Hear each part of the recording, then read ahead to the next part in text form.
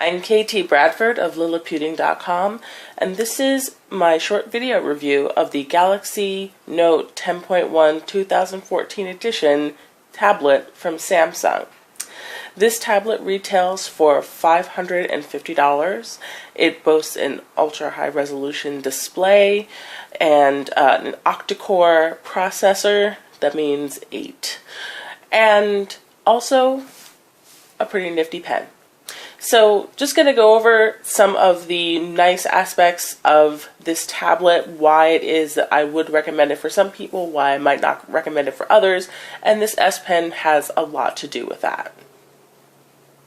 Let's start with going over some of the basic design elements of this tablet. So this is the second generation of the Galaxy Tab 10-inch version. The first generation is here, and I'll just pop that in front real quick for you. And one of the big things to notice is that the second generation got a lot smaller. So there they are. There's this one on top of the other one. It's definitely narrower here, a little less tall here, and it's a bit thinner. It's about 0.3 inches thin at this point. So one of the reasons why it's not as thick is because there's no speakers on the side. Instead, the speakers are here on the edge. And overall, Samsung just made the entire chassis pretty compact, which is very nice.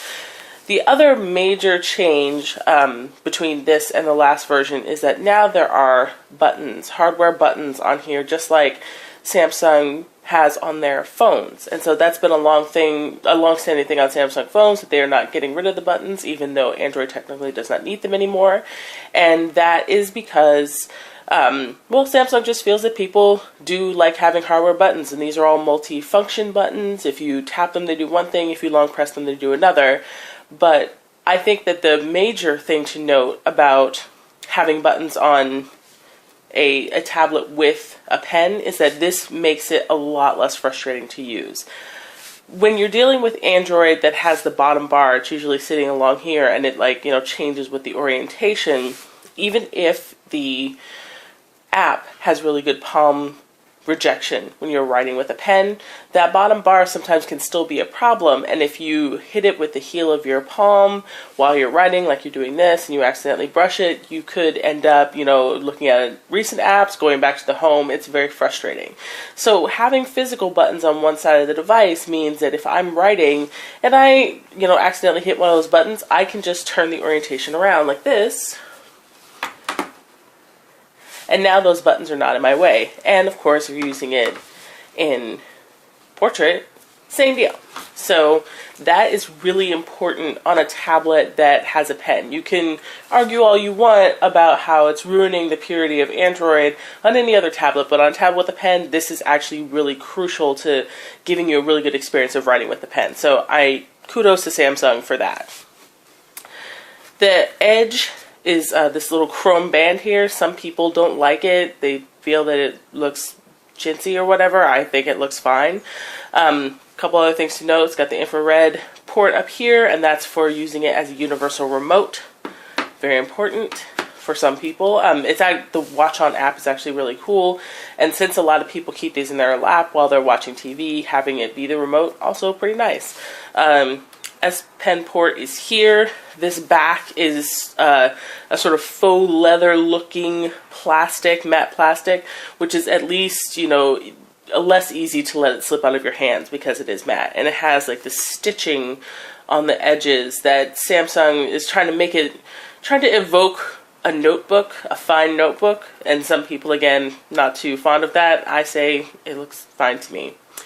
A megapixel camera on the back here. There's a 2 megapixel camera on the front. As I said, the speakers are here on the edges, and even though they're not facing towards you, because they're facing out, you're still going to get some pretty good sound quality out of them. And there's micro SD card slot here on the other edge, and that takes up to 64 gigabyte cards. Alright, so that's the hardware aspects. As I said, there's an octa-core processor in here. There's 3 gigabytes of RAM, and that is for the multitasking, and that is going to become very important in just a little bit.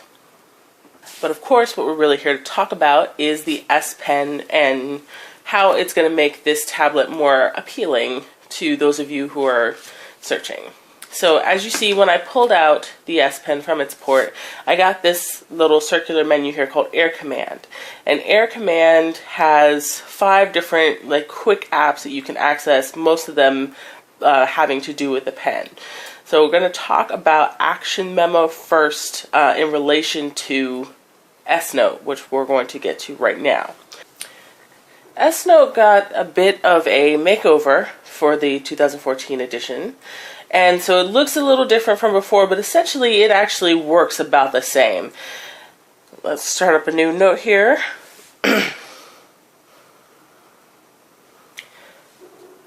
So here's the, your note palette, and essentially all you do is just write on the note.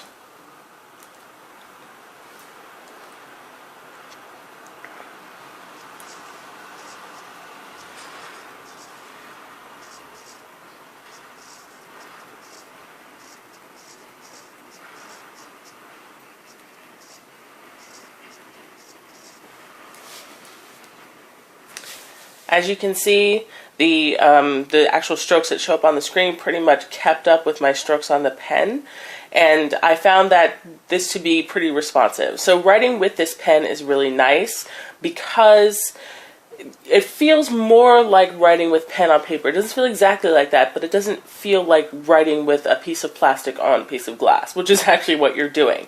So you want to have a good pen experience, writing smooth lines, go smoothly across the page so that you can, write the way you normally write.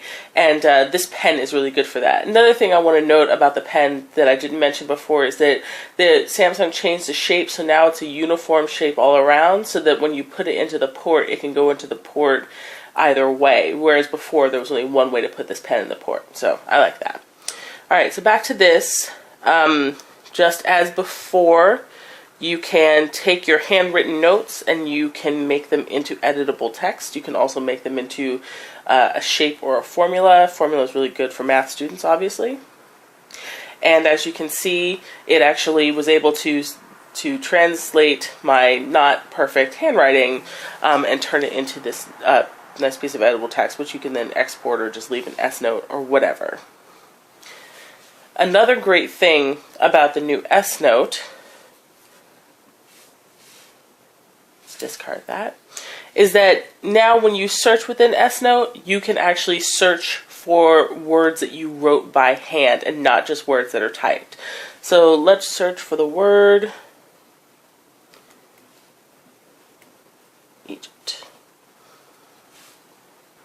A notebook with the word Egypt in the title, but then it also found all these other instances of the word Egypt, and that's all handwritten notes. So it's able to, again, transcribe my horrible chain scratch, but it was able to recognize that word on the title of the note and within the note, and it does this for any word that I might want to search for. The handwriting recognition on this is actually pretty good.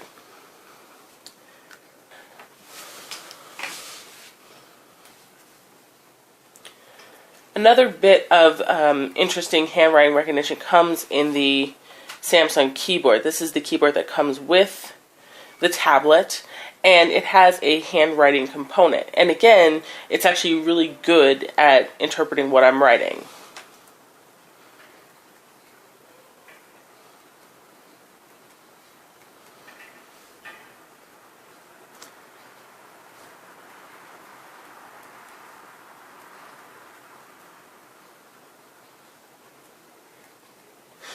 Now, I didn't have to train it to recognize any of, my writings. This software that is behind this, now that it works, is actually really, really good at just interpreting writing. I've handed this off to a couple of other people. They've also been able to just, write and have it be pretty accurate. It's not 100% accurate, but the error rate is very low. And I found that to be true with almost all of the Galaxy Note phones and tablets, and this is just an improvement on that. So that is really good, and this allows you to bring handwriting into any app you want. This doesn't just work in S-Note, it works across all apps because it's just the standard keyboard. It's a choice among the keyboards. You can also choose, obviously, the voice keyboard, the regular keyboard, floating keyboard, always nice. So yes, it's the handwriting recognition on this quite good. It's one of the reasons why you have a pen for a tablet of this nature, and I'm really glad that that works outside of S-Note and the other Samsung apps.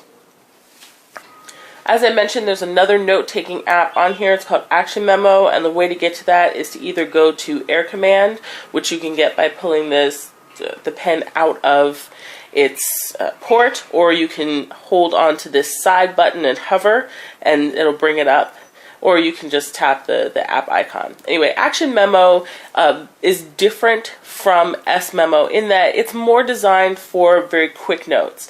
Before, when you had S Memo, you know, if you wrote like quick notes in there, which Samsung encouraged you to do, it would get really unmanageable really quickly. You'd have like a bunch of like little short notes in there and then some long form notes and notebooks. And so Samsung sort of separated the two out.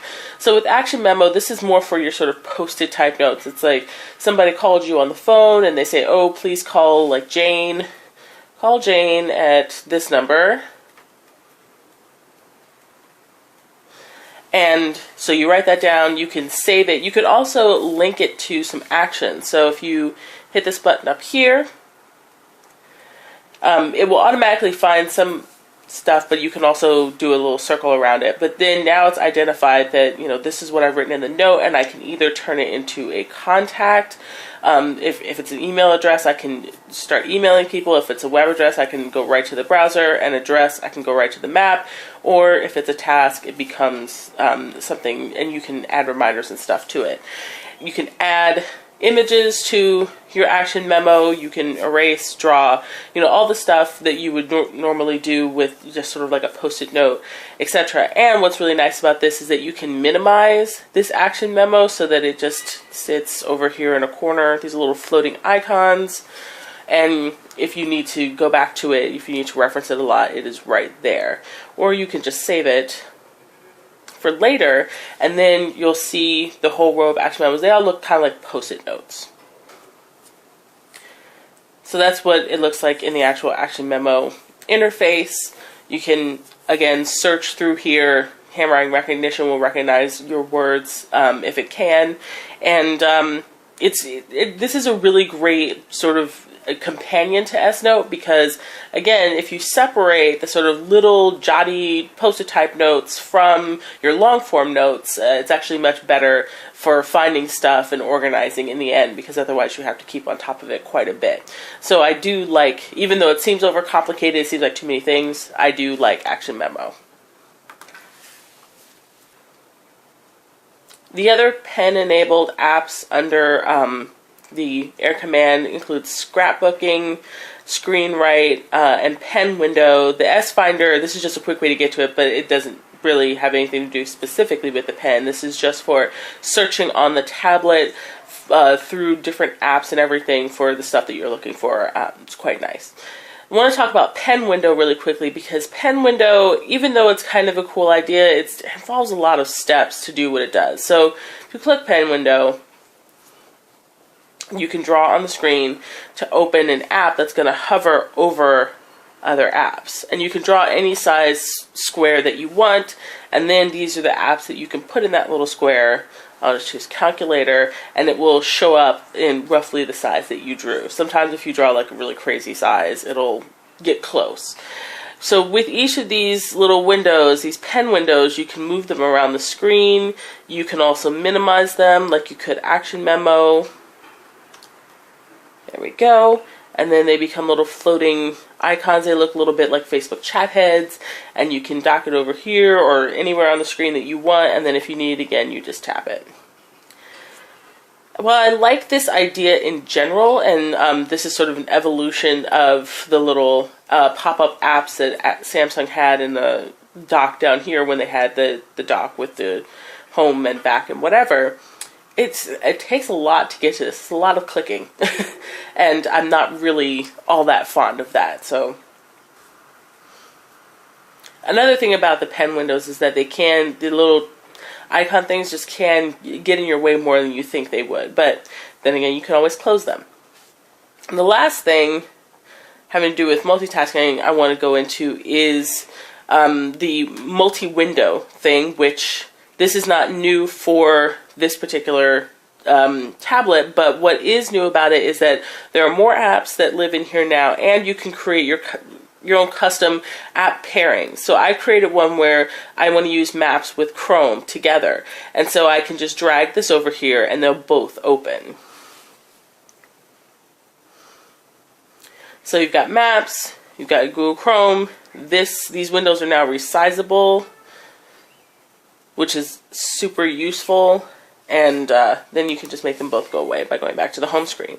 So you can create, a number of different pairings if you want, and then of course you can add and subtract what is over here, and all within this little area. So the multi-window thing is really nice for productivity. Being able to work in one window while you're looking at something in another is of course something that we've been able to do on Windows for a really long time, and now we can do it on Android tablets, or at least this Android tablet, and I like that a lot. Again, for productivity, it's a really good tool.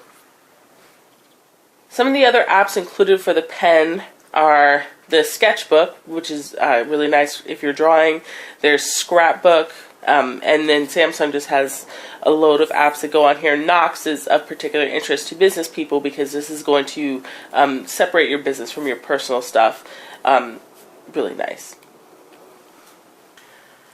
When you have things like this multi-window function, and then the pen windows, so you have apps sitting on top of apps, that's going to take a toll on performance. One of the things I noticed about this tablet is that at first the performance was noticeably laggy in some areas. It wasn't laggy all the time, but particularly when we were doing the multitasking stuff, noticed that there was some lag, and that was a problem. That was actually a problem that plagued the first Galaxy Note tablet, and that, it got better over time, but it would be really nice if Samsung could release these things and then just have them be out of the box working exactly correctly. But Samsung has updated this 3 times. They've sent 3 over-the-air updates for this tablet, and each one has made the performance a bit better.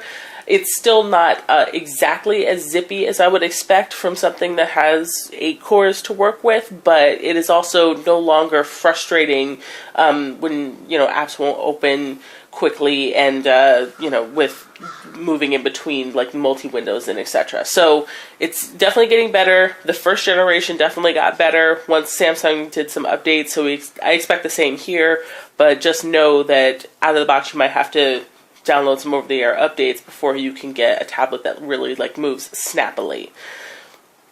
Battery life on this is about 8.5 to 9 hours of continuous use, about a day and a half with heavy use. You can maybe get that to 2 days if you do battery saving or don't use it as much, but it's definitely acceptable battery life. What I won't show you because of the format here is the cameras, but I will say that the 8 megapixel camera on the back is not going to take stunning pictures, but what it can do is take pictures of text really well. So, well, not really well, but good enough for if you need to, say, take a picture of a document that you want to save into your notes. It's good enough for reading on the screen, scanning it to Google Drives. OCR might have a little trouble because the text is not going to be as crisp as it really should be. So, but it is good enough to capture that whiteboard, capture, a page of text that you need to just save for later but don't need to print. Overall, really like this tablet despite the performance issues. I feel like it definitely is worth the premium price if you are going to use the S Pen, because it does have a lot of great apps built into it that work with the S Pen. There are some other S Pen apps out there. So if you're going to use this pen, this is a really good tablet. It is definitely worth the $550 that you will pay for the 16 gigabyte version. However, if you're not going to use the pen, if that has no charms for you, then there are other tablets out there that have, you know, good and speedy performance, have the high-res display that looks really good, and that one is the Sony Xperia ZAPP Tablet Z. And that one, you know, at list price, it's $500, so it's $50 less. On Amazon right now, I think you can get it for something like $420, so that's a pretty good deal. So if you're not going to be using this pen, I would say you don't necessarily need to get this tablet, but this is the best pen-enabled tablet on the market right now, except for the Galaxy Note 8.0. And if you feel like 10 inches is too big for what you really want to do, if you want something that's more the size of a Moleskine notebook, say, the Galaxy Tab 8.0, or the Galaxy Note 8.0, sorry, is probably the one that you want. But this is the one that you want if you need something bigger. This is KT Bradford for Liliputing. You can check out my full review on liliputing.com.